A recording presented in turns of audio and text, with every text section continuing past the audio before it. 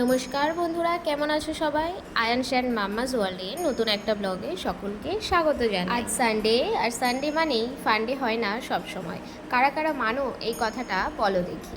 আমাদের সানডে মানেই পেন্ডিং কাজগুলো সারার দিন। এখানে যেহেতু কাছে তেমন ভালো কিছু নেই যে তোমাদের দাদাভাই অফিস সেরে টুক করে কাজ সেরে ঘরে ফিরবে, এমনটা সম্ভব নয়। আমরা যেখানে থাকি সেখান দিয়ে 1 ঘন্টার ডিস্টেন্সে যেতে হয় দরকারি কাজগুলো সারতে, তাই সানডের ওয়েট করা হয়। আর কলোনির মধ্যেও শপিং কমপ্লেক্স আছে, ভিডিও শুরুতে খেয়াল করলে দেখতে পাবে ওই এমার্জেন্সি টাইমে কাজে লেগে যায়। আর 30 মিনিটের ডিস্টেন্সেও সবজি বাজারের জন্য যাওয়া যায়, কিন্তু সেখানে আমাদের বাঙালিদের মন মতো সবজি পাওয়া যায় না। তো মাসে জিনিস তোলার জন্য চন্দ্রপুরই যেতে হয়, আর সেই সাথে একই দিনে চন্দ্রপুরেই একটা বাঙালি ক্যাম্প আছে, ওখানে বাঙালিদের মন মতন সব সবজি আর মাছ পাওয়া যায়, তো একসাথে নিয়ে নেওয়া হয়।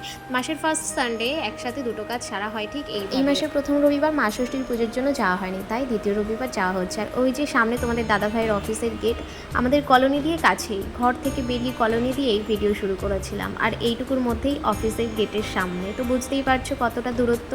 গাড়িতে গান চলছে, তাই সেটা শুনে উনিও গান করছেন। আজকে সাইড ভিউটা তেমন না দেখালে ভিডিওটা কম সময়ের মধ্যেই শেষ করা যেত, কিন্তু ইচ্ছাকৃতভাবেই তোমাদের সাথে সাইড ভিউটা শেয়ার করছি। খুব সুন্দর জায়গাটা, কলোনির মধ্যে আর আশেপাশের পরিবেশ, আর এত সিকিউরিটি আর এত সিকিউর জায়গা। লক্ষ্য করলে বুঝতে পারবে পরপর অনেকগুলো গেট আছে আর সিকিউরিটিও। আর এটা ছিল লাস্ট, মানে কলোনি দিয়ে বেরোনোর সময় লাস্ট, কিন্তু কলোনিতে ঢোকার আগে ফার্স্ট পড়বে। আর সামনে গাড়িতে যে ফুলগুলো দেখতে পাচ্ছ, আসার সময় ঝটপট করে তুলে নিয়ে এসেছি। ঘরের পাশেই রয়েছে গন্ধরাজ ফুল।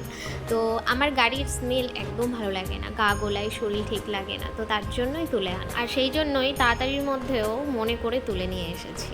আর ঘুরতে বেরোলে এনার আনন্দের শেষ হয় না। তো যেতে যেতে চলে আসলাম পেট্রোল পাম্প। পেট্রোল ভরিয়ে আবার বেরিয়ে পড়লাম আমাদের গন্তব্যের দিকে। এই ভিউটা দেখো শুধু একটু। এই রাস্তা দিয়ে গেলে তো আমি এইখানের ভিডিও রেকর্ড করেই একবার হলেও আপলোড করি আর না। ভীষণ ভীষণ সুন্দর লাগে যখন এই ব্রিজ দিয়ে যাওয়া হয়, আর এই ব্রিজের দুই দিকের দৃশ্যটা চোখে পড়ে। চন্দ্রপুরে যাওয়ার আরও বেশ কয়েকটা রাস্তা আছে, তার মধ্যে এই রাস্তাটাই অনেকটাই সেফ। আর বাকি রাস্তাগুলোয় যে ব্রিজগুলো পড়ে সেগুলো দেখলে তো তোমরা নিজেরাই ভয় পেয়ে যাবে। আর বর্ষার সময় নাকি সেই ব্রিজগুলো জলে ঢাকা থাকে পুরো, শুধুমাত্র এই একটা ব্রিজ ছাড়া। তো সবার প্রথম চলে আসলাম রসরোজে। এইখানে আগে লাঞ্চ সেরে নেবো, তারপর যাবো স্মার্ট বাজার। খাবার অর্ডার দিয়ে সোনাইকে খাওয়ানো শুরু করে দিলাম। তো যাই হোক, আজকেও চন্দ্রপুরে আসা 3টে কাজের জন্য আমাদের ঘর দিয়ে বেরোতে বেরোতে 1:30টা বেজে গেছিলো। ঘর দিয়ে লাঞ্চ সেরে বেরোতে গেলে আরও অনেক দেরি হতো। তো সোনাইকে সকালে ভাত খাইয়ে বেরিয়েছি, আর সোনাই লাঞ্চ ঘর দিয়ে বানিয়ে এনেছি, আর আমরা সকালে ব্রেকফাস্টটা সেরে নিয়েছিলাম, আর লাঞ্চটা এখানে করবো। তো আমরা থালি অর্ডার করেছিলাম, যেটাতে ভাতও অ্যাড আছে, কিন্তু আমার একদম ভাত খেতে ইচ্ছে করছে না। গাড়ির স্মেলের জন্য আমার প্রথম দিক শরীর একদম ভালো লাগে না, কিন্তু এখন লাঞ্চ না সারলে আর সময় পাওয়া যাবে না। খাওয়া দাওয়া সেরে সোনাই সব স্টাফদের বাই করে এইবার বেরিয়ে পড়লাম আমরা। এইবার যাবো স্মার্ট বাজার মাসের জিনিস নেওয়ার জন্য। ওই যে সামনাসামনি রসরাজ, স্মার্ট বাজার, এই সমস্ত কিছু আশেপাশে সব। বড়মশাই গেছে গাড়ি পার্কিং করতে, আর আমরা ওনার অপেক্ষা করছি। তো চলে আসলাম। এইবার বড়মশাইকে বলছিলাম যে এই মাসে তেমন কিছুই লাগবে না, কারণ চিনি, ডাল, রাজমা আরও অনেক কিছুই আছে। তাই বড়মশাই চ্যালেঞ্জ দিয়েছে যে 5,000-এর মধ্যে তাহলে কমপ্লিট করতে, আর আমার উপর ছেড়েছে এইবার আমি যা যা বলবো শুধুমাত্র তাই নেওয়া হবে এইবার। এই যে সোনাইও হেল্প করছে, খুব ভালো করে জানে কোনটা দরকার, কোনটা নিতে হবে। তো যাই হোক, আমিও বড়মশাইয়ের চ্যালেঞ্জ অ্যাকসেপ্ট করে নিয়েছি, কারণ এই মাসের তো 1 সপ্তাহ এমনিই পার হয়ে গেছে, আর অনেক কিছু ঘরে আছে, তো চাপ নেই। তো চলো দেখা যাক।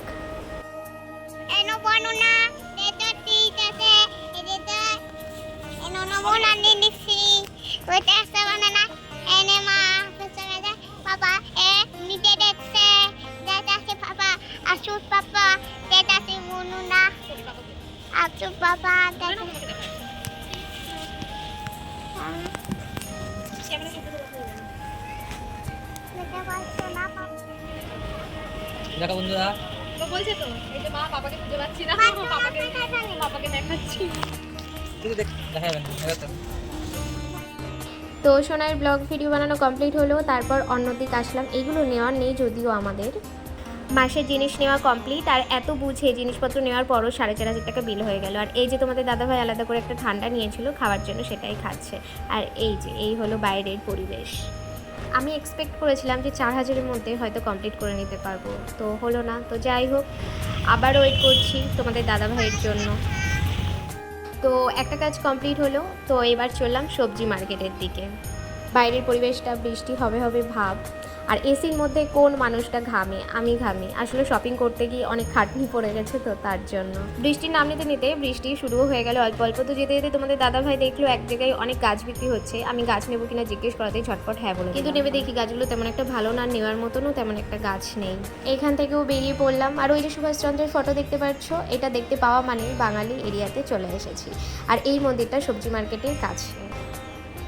সবজি মার্কেটের সামনে আসাও হলো, আর খুব বেশি পরিমাণেই বৃষ্টি শুরু হলো। তাই বরমশাই বললো যে গাড়িতেই একটু রেস্ট করে নিই। আর সোনাইও শুরু করলো যে আমিও পাপার সাথে শোবো। আমি আর কি করব, বাকি থামস আপটুকু খাই আর রিলস বানাই একটু। অনেক দিন রিলস বানানো হয় না। বৃষ্টির সাথে সাথে বিদ্যুৎও চমকাচ্ছে। বাইরের পরিবেশটা একটু দেখো সবাই, কতটা বোঝা যাচ্ছে জানি না, কিন্তু অনেক পরিমাণে বৃষ্টি হচ্ছে। অনেকটা সময় পার হয়ে গেল, সন্ধ্যাও হয়ে গেছে। বরমশাই গেল সবজি বাজার করতে। আমরা আর আজ গেলাম না এই বৃষ্টির মধ্যে। এখনও অল্প বৃষ্টি পড়ছে। তোমাদের দাদাভাই তো গাড়িতে রাখা একটা টুপি কোনো রকম পরে চলে গেল বাজার করতে। আমি তো আজ বসে বসে ইউটিউবে কিছু কাজ সেরে নেবো, কারণ ঘরে পৌঁছতে পৌঁছতে অনেক সময় হবে আর তখন করা হবে না।